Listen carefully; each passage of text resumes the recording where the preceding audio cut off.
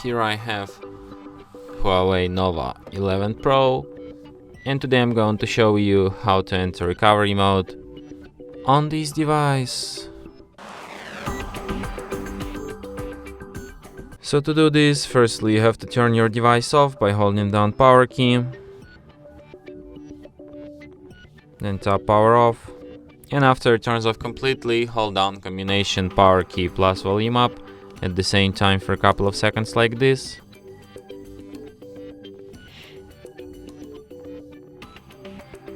After the screen turns on, you can release power key and keep holding only volume up. In the following menu, this will basically be recovery mode.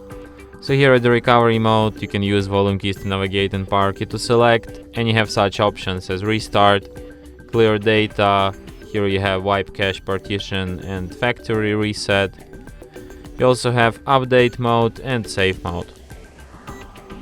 So if you want to quit this mode, recovery, select restart, and then your device will be restarted just as usual.